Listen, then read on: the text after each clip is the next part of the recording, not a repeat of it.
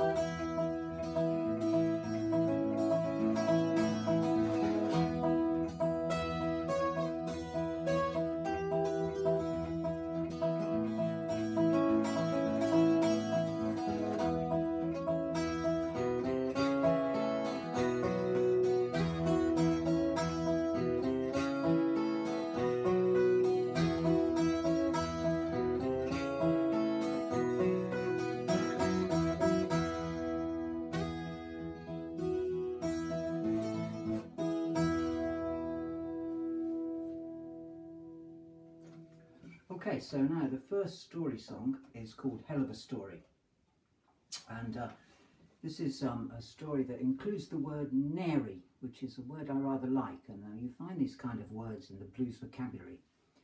And sometimes some of the words, you wonder where they got them from. They must have got their vocabulary from a variety of sources, the original blues folk.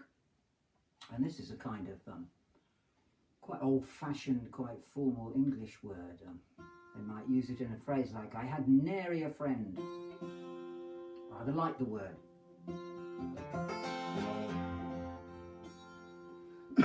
And this is a sort of made-up story of someone's life on the basis that sometimes people look at other people's lives and think they're so much better than theirs, and everyone thinks someone looks great on the outside, but of course sometimes the reality is quite different from how things might appear to others.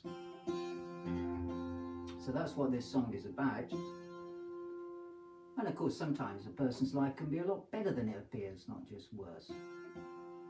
And this song was one that nearly catapulted us to fame and fortune a couple of years ago when it was up for contention on Radio 2's main daytime playlist, the sort of holy grail of the music business, and nearly got there, and they were very kind about it. It's not obviously really Radio 2's sort of thing, I suppose, for daytime, and they got back to us and said that they decided that although they liked it, it was too quirky and too specialist, which I think meant has real musical instruments on it. And they finished this by saying it's too quirky and specialist, like Bob Dylan. Of course nobody's ever heard of him. Of course he's too quirky for Radio 2. Here's the song.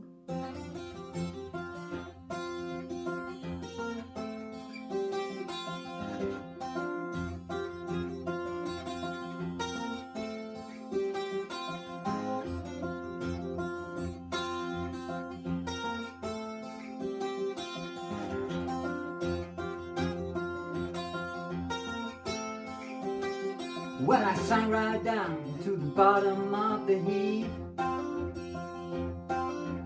Had no money, nary a place to sleep. Then I climbed up and got me a home and a family. God knows even people who envied me. Well, that's one hell of a story. One hell of a story, yeah. One hell of a story. If only it were true.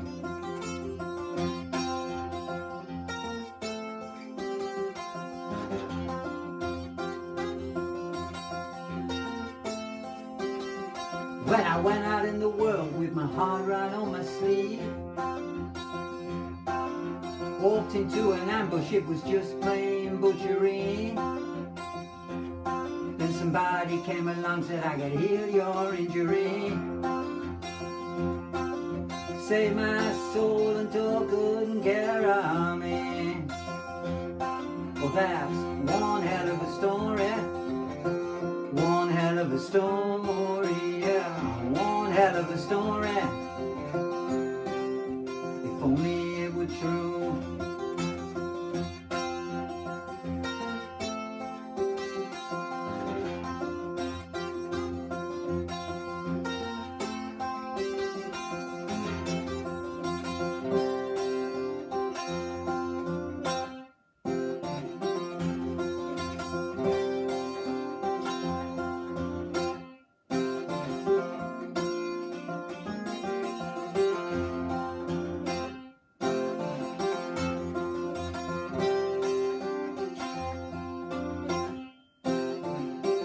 One hell of a story.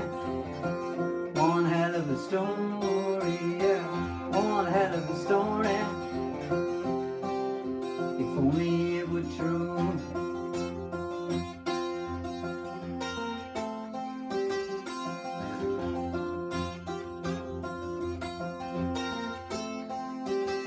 Well, I took some risks and I lost out every time.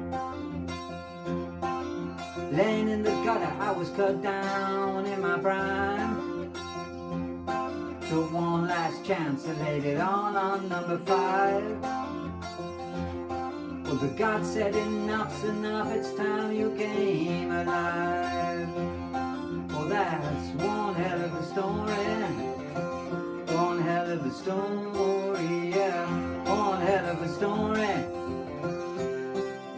If only it were true.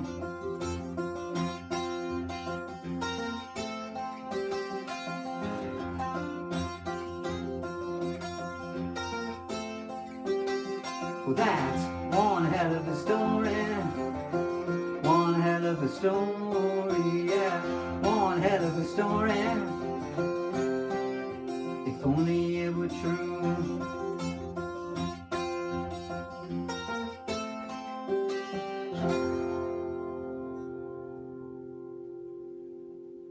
Nice long note on the 12 string at the end there. Okay, so the next song is Next of Kin, and by way of background to this one, I would explain that while I like the word nary, I don't like the word relationships, singular or plural actually, because it's so long and pretentious. Blues people didn't use that word at all, and quite rightly. Why is it so long? I mean, other words related to the topic, sex, marriage, these are nice short words, but relationship goes on and on. It's an ill-boding word. And this song is about the sort of relationships that happened in the Mississippi Delta during the time when all this music I have been so inspired by was being invented. And the people that were inventing it didn't count as full citizens, they were second class. And this meant that they didn't have all the kind of paperwork that everybody else had. They were a company of their lives, sometimes no birth certificate, maybe not a death certificate, hardly required to have a marriage certificate, and a divorce certificate practically unheard of. If their relationships, which I always say in inverted commas, weren't going well, they could simply bugger off. No question of lining the pockets of solicitors, no question of spending on consent orders or dividing up non-existent property.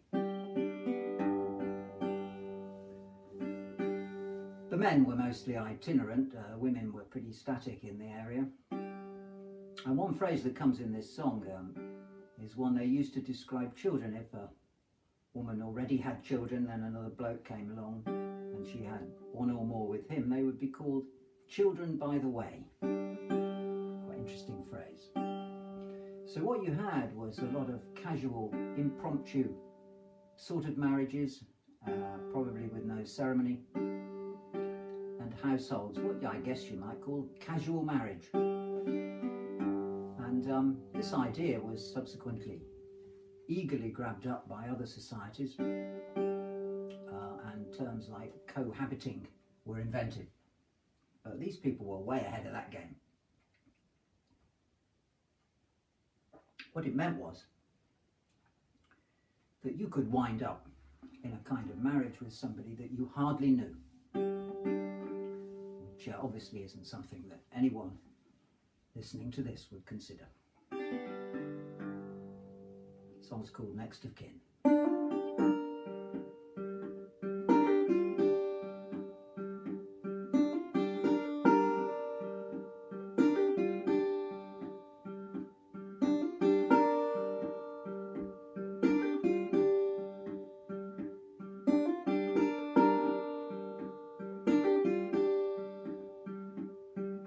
What you gonna do if I'm not with you? Shrug and carry on, or grieve that I have gone? Well, I might go out one night, get into a fight, come off second best, and then be laid to rest. Oh, but that's alright, no, that's okay, it doesn't mean a thing. I don't hardly know you now, there ain't no wedding ring, but you're my next of kin.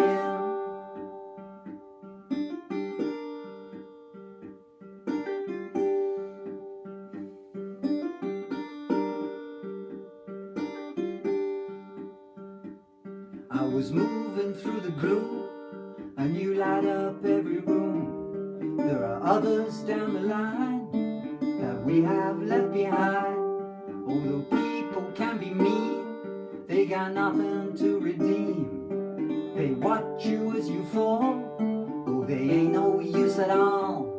Well, it might not last, it might go bad, the trouble might begin. Oh, I don't hardly know you, but I love your wicked grin, and you're my next of kin.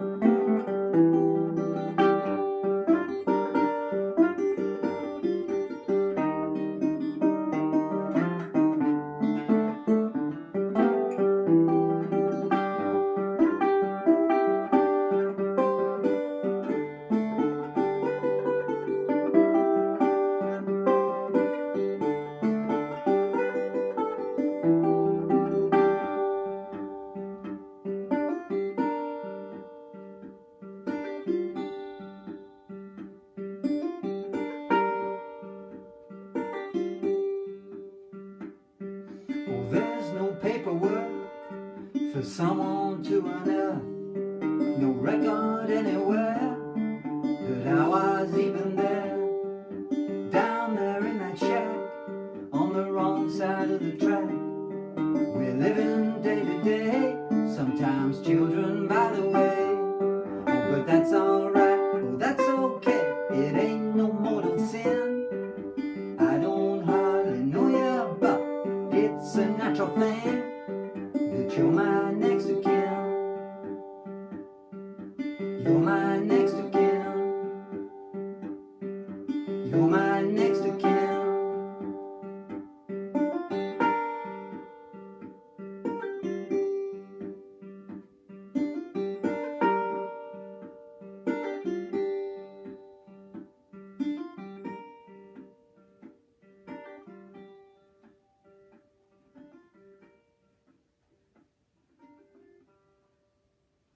That was an actual live fade. Okay, now, still in the area of relationships. This next song is called The Biggest Fool, and it's a sort of light one about the end of various relationships. And these are not all stories connected with me, but the second verse is, when I was about 17, I knew this fantastic girl from Birmingham, called Shirl, and she was great. And what happened was that I failed to realise that I was in a relationship with her, and so this caused the end of this relationship that I didn't know I was in. And I went to see her at some point. She was living in a godforsaken part of Birmingham called Saltley, and I went over there to see her, and she was a bit shifty, and I remember it was a pretty decrepit place she was living in, and the front door was hanging off the hinges. And she didn't want me to come in, and I peered around and I could see some bloke shaving in the sink, so she had got a proper boyfriend who did realise that he was in a relationship with him. And my failure to realise that was pretty serial at that time, but it wasn't as bad as what happened subsequently when I did realise.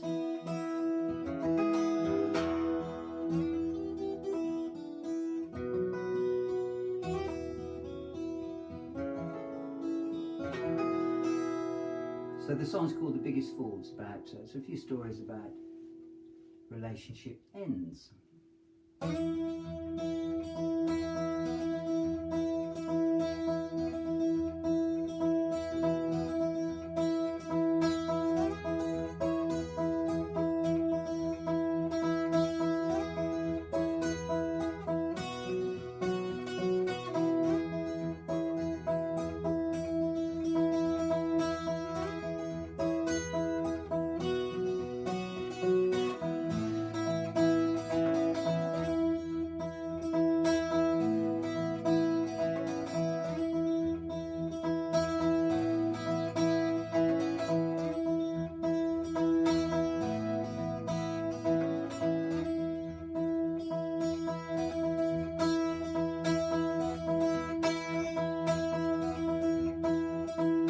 Went round there to see her. Another man's watch was by the bed. She said, do you want a drink?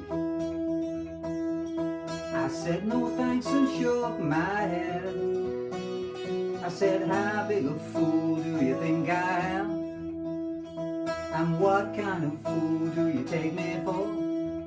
Then I opened my eyes and I realized I was the biggest fool that you ever saw.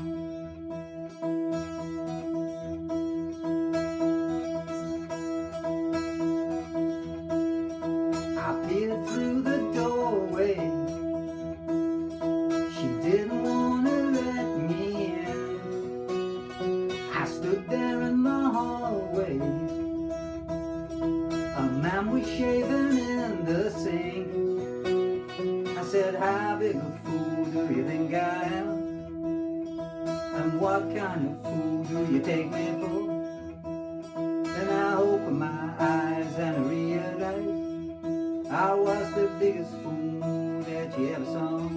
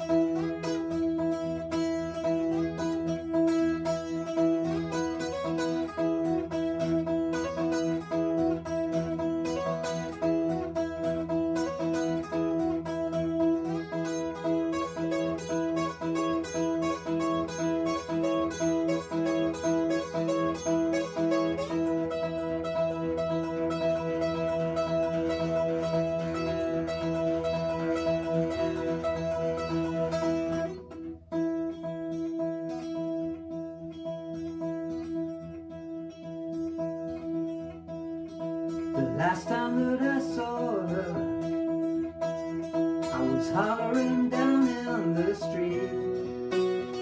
She leaned out of the window. I heard a man I could not see. I said, how big a fool do you think I am? And what kind of fool do you take me for? Then I opened my eyes and I realized I was the biggest fool that you ever saw.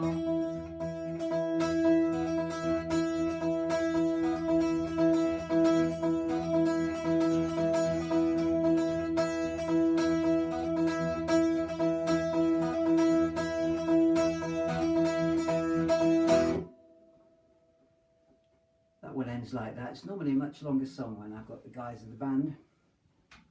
And so that is relationships for a bit. In fact, probably that's it on that particular angle. So the next song I'm going to do, the story here is the story of someone's life. That story being about David Honeyboy Edwards, who wrote the wonderful book, The World Don't Owe Me Nothing.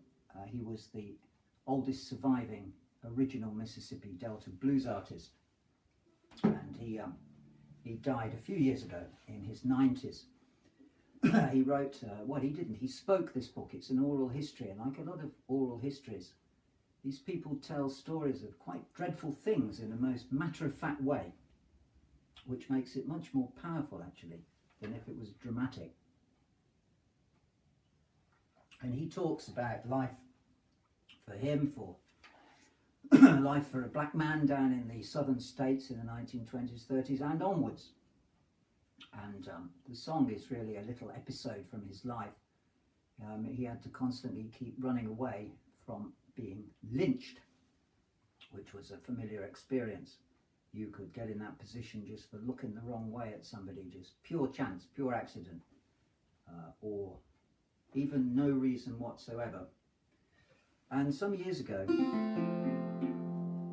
David Honeyboy Edwards was over here, and he did a gig in a basement in London, and I went with my very good friend, one of my oldest friends, Jerry Dammers of the Specials, who wrote Free Nelson Mandela and was very active in anti-racism. And he and I went to see Honeyboy, and he did some playing, and he read, or rather he told the stories from his book, and it was a fantastic evening. And my friend and I were thinking about at the time, as we listened to these tales, that these are the things that happened pretty adjacent to our own lifetimes, not ancient history. And it makes you think it's not that long ago that these things were happening.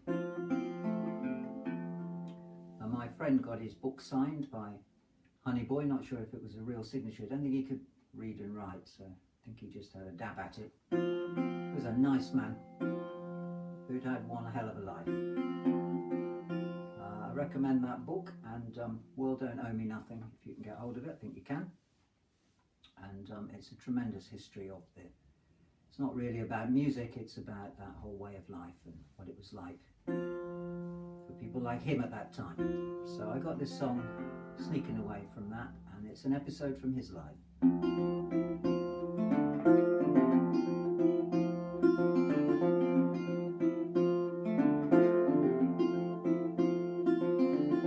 Got out of bed, didn't make a sound, packed up my clothes and I tiptoed around, took one last look at where I used to lay.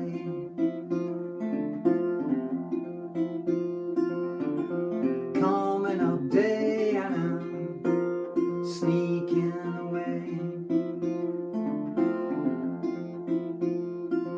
When I hit that dirty street, there was no one else around. Heard a rooster crying, I thought I heard a church bell sound, but it didn't mean a thing. It was not the time to pray.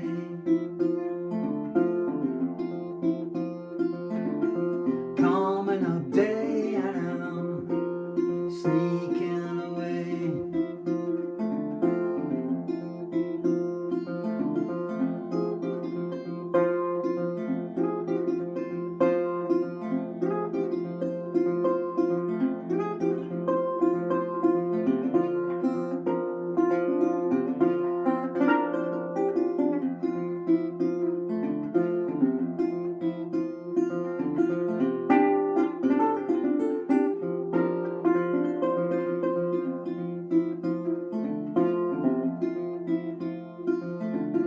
Can't stay and fight, can't stick around. I had my warning to get out of town. There's been some trouble, but I'm not the one to blame.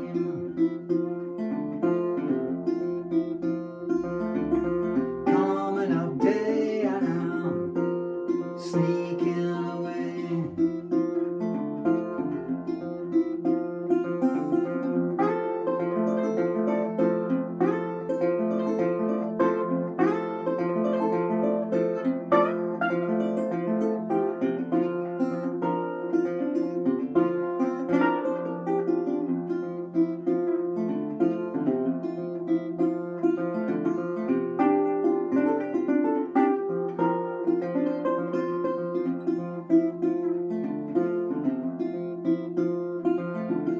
Might walk the road, might hop a freight, can't hang around till it's too late.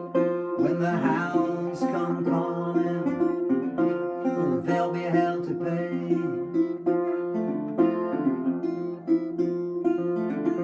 Coming up day and I'm sneaking away.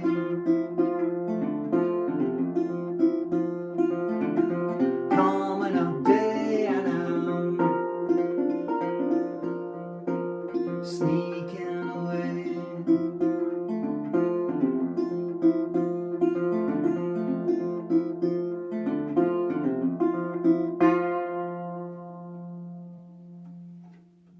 Okay. The next song is on a somewhat different topic. The next story is an imagined story of working class life as it was a couple of generations ago, before happiness was invented. And happiness was invented, I think, in the 1980s and brought over from America. And like a lot of things we get from America, we don't do them terribly well.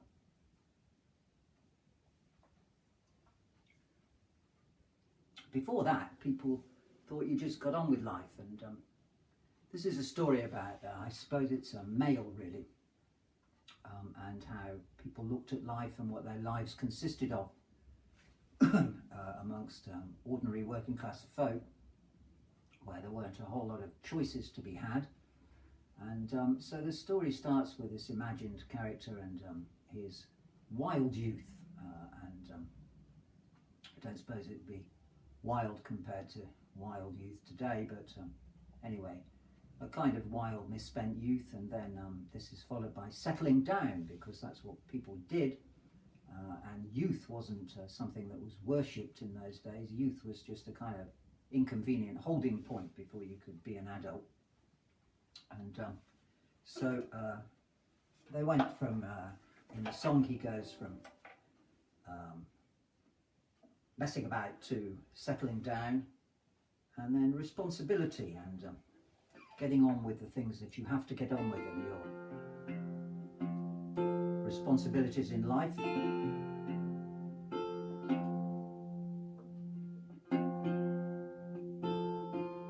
And people in those days didn't think every minute of the day about whether they were happy or not. Happy wasn't the default setting. You just got on with life.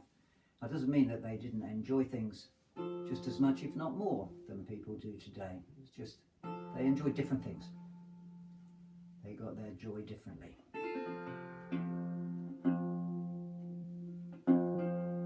The song's called Wheels Going Round.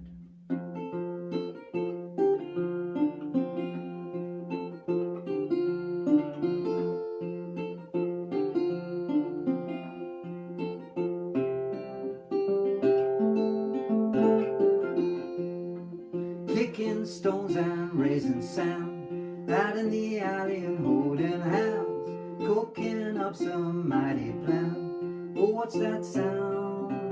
Oh, it's the wheels going round. Look at that car, I fancy that. Out on the town in a fancy hat. Look in the mirror, there's a real cool cat. Oh, what's that sound? Oh, it's the wheels going round.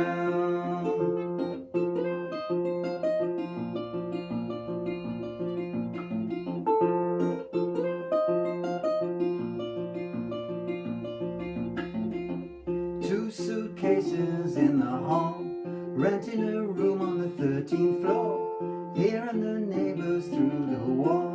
Oh, what's that sound? Oh, it's the wheels going round. Now there'll be no more running wild. Got a roof and a wife and child, photograph with a row of smiles.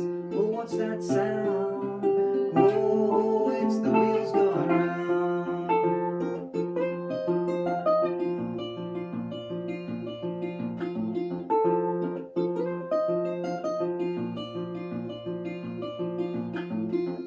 Here comes trouble, now it's gone. Another one will soon come along. Cross that bridge if the bridge is strong. Oh, what's that sound?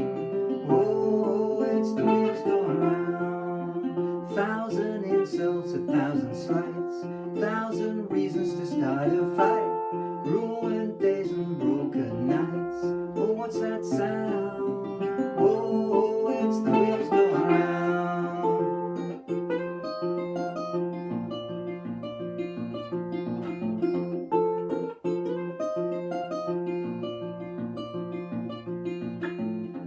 Doing the right thing, get it done, ain't necessarily lots of fun. Go on holiday, hope for sun. Oh, what's that sound? Oh, it's the wheels going round. Prop me up for another day, send me out and I'm on my way. Oh, it's a mug's game, but that's okay.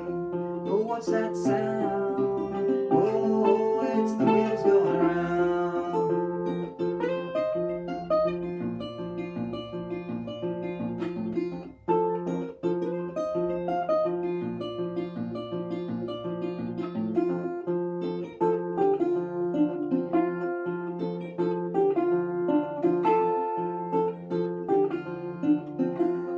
Oh, what's that sound? Oh, it's the wheels going round. Okay, next we're back in Bluesland, and this is a story about the rediscovery of the original blues artists who, if they were still alive, were rediscovered in the 1960s, having been absent from music for about 30 years. They made their records in the 20s and 30s, and then for various reasons, for about 30 years they weren't performing. And then people rediscovered them and came to where they lived and found them and knocked on the door. This is literally what happened. tracked them down and said, do you want to come and do some nice gigs? And so they got brought back and did tours and festivals and coffee houses all over America and in Europe as well. And it's quite a nice story, really. And this song is what it may have felt like if you were one of those people who was absent for so long, and suddenly someone turns up and gives you a whole different life in your older age. There's a few references in here that I will quickly explain. A lot of these guys were troubled about doing blues music. They thought it was the devil's music, and so in their 30-year absence, some of them went into the church and were preachers, and they had a constant tension between gospel and blues. And otherwise they spent their 30 years doing various kinds of grim manual work, which is referred to here. Sometimes they were tracked down by the local directory, the address book, I suppose, for the area, but some of them weren't even in it, making tracking them down even harder. There's a reference here to canned heat, which was a drink that wasn't meant to be a drink, was a cleaning fluid like turpentine that they would drain through a cloth and drink, sometimes causing their death. And there's a reference to the furniture store, and this is the man H.C. Spear, who worked for the Paramount company that made furniture, and they made gramophones, and they were trying to sell those gramophones. And in the deep south they decided they could sell them better amongst the population if they had records by their own people doing their own music. So H.C. Spear was a talent scout who found a lot of these guys and recorded them in his furniture shop. Here's the song Rediscovery Blues.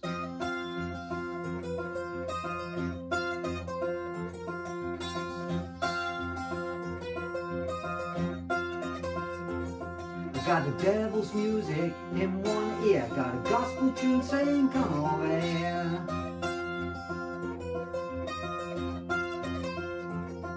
Been driving a mule and a tractor too, forgetting about what I used to do.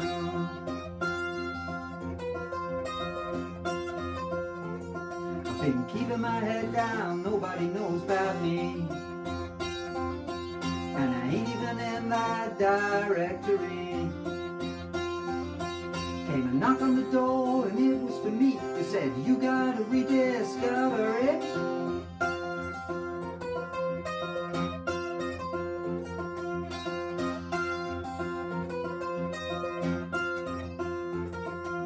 What you been doing all these years? Where have you been? Well, I just been here.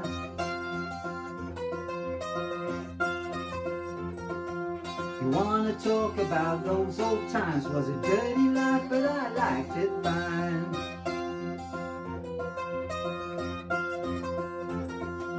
Some of us ain't still standing on our feet. If it wasn't the man, it was that canned heat. Came a knock on the door and it was for me. They said, you gotta rediscover it.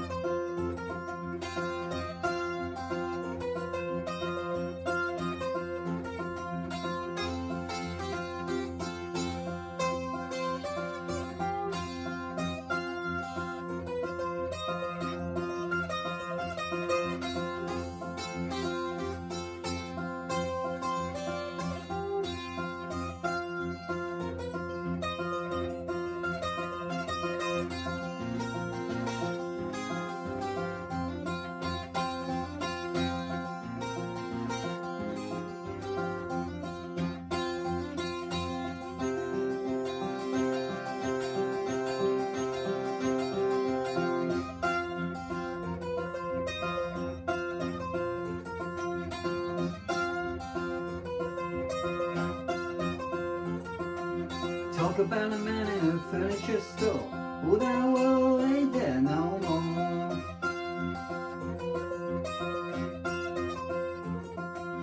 Thought I could play my way out of the fields. Didn't care about the rotten deal. Now somebody wants to give me back my name, and I'm ready to go this time. I won't be the same.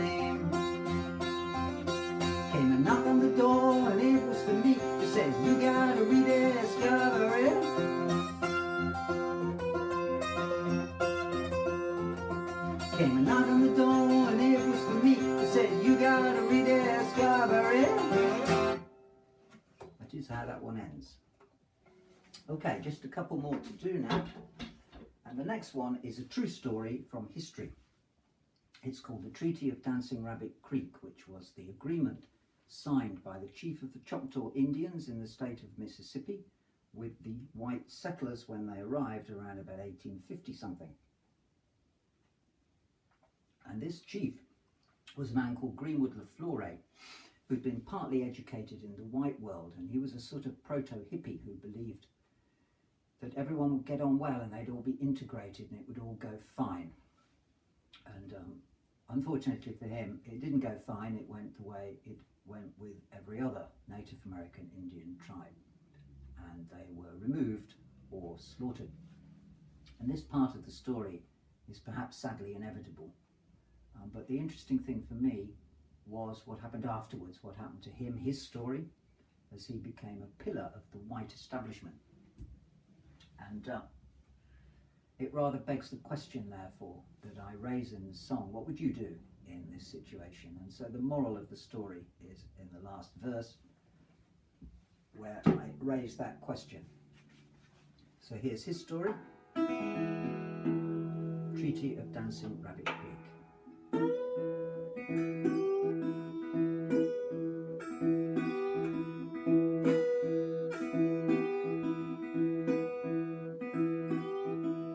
Talking about a man called Greenwood, educated man, chief of the Choctaw people and all of their lands.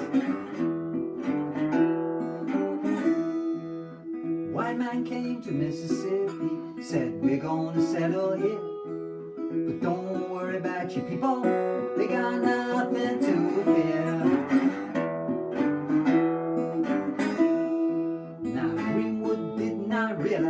The future was so bleak when he signed the treaty of Dancing Rabbit Creek.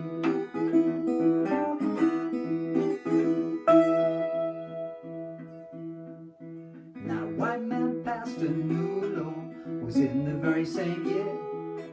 Throughout all those Choctaw, sent him on the trail of tears. That land was way too precious, there was money to be made. Those people had to leave, they were never gonna let them stay. Now Greenwood did not realize the havoc he would wreak when he signed the treaty of Dancing Rabbit Creek.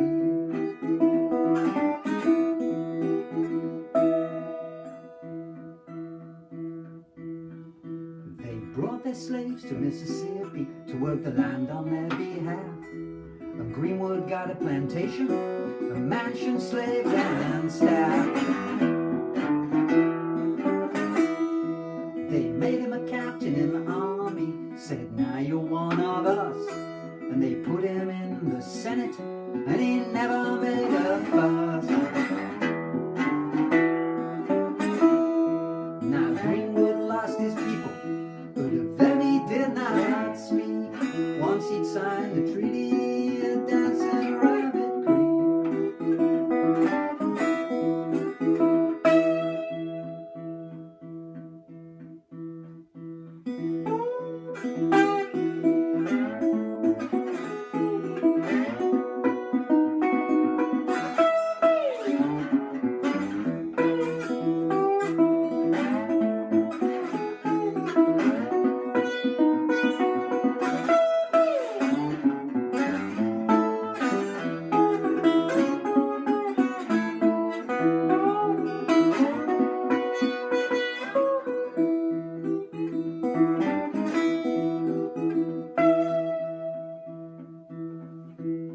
Here comes the moral as I see it. Now say what you want about Greenwood, he was only doing his best. He knew he had to make a deal, and he saw that he could fill his nest. Now the chances are that someday you're gonna be in Greenwood's shoes. Ain't everybody gonna win, and you don't wanna be the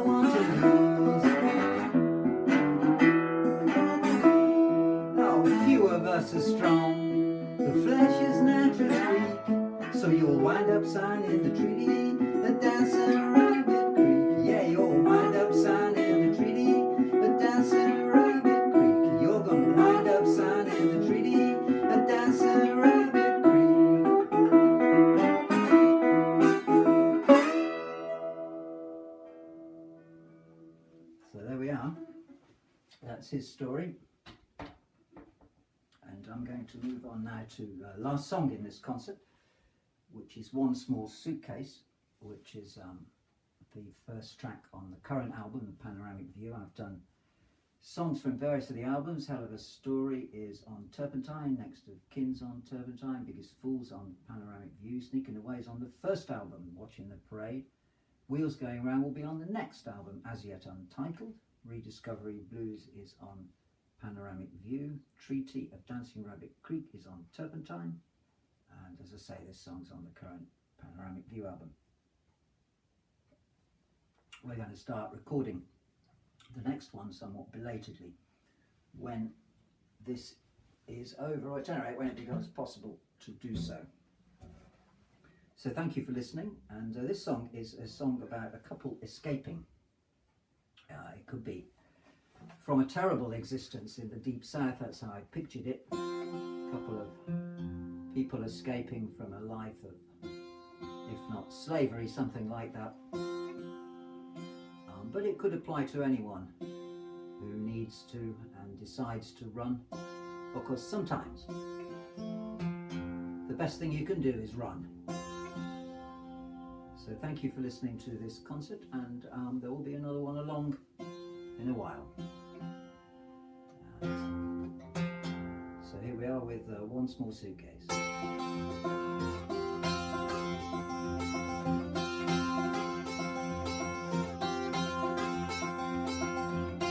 Take one small suitcase, baby, that's all you need.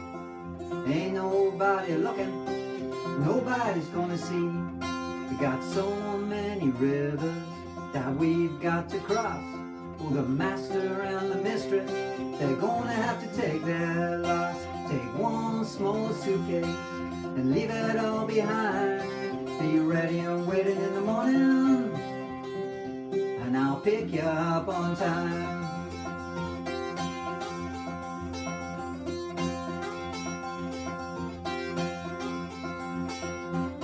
Take one small suitcase and pack your courage too, and never look away when those people look at you. Now come next sunrise, we'll be on higher ground, away from everything that could drag your spirit down. Take one small suitcase and leave it all behind. Be ready and waiting in the morning, and I'll pick you up on time.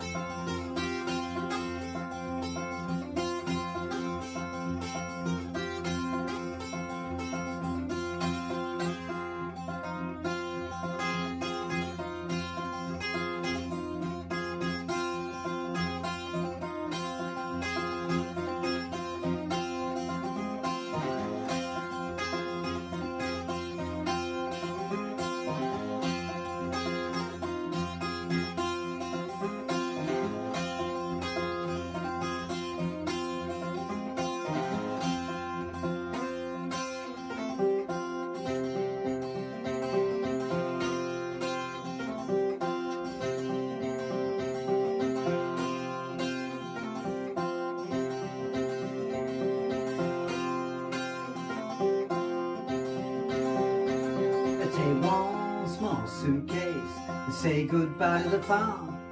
If we keep on running, we won't come to no harm. Gonna break those shackles and see what's down the road, and find that freedom place where everybody wants to go. Take one small suitcase and leave it all behind. Be ready and waiting in the morning, and I'll pick you up on time. Take one small suitcase and leave it all behind. Be ready and waiting in the morning, and I'll pick you up on time.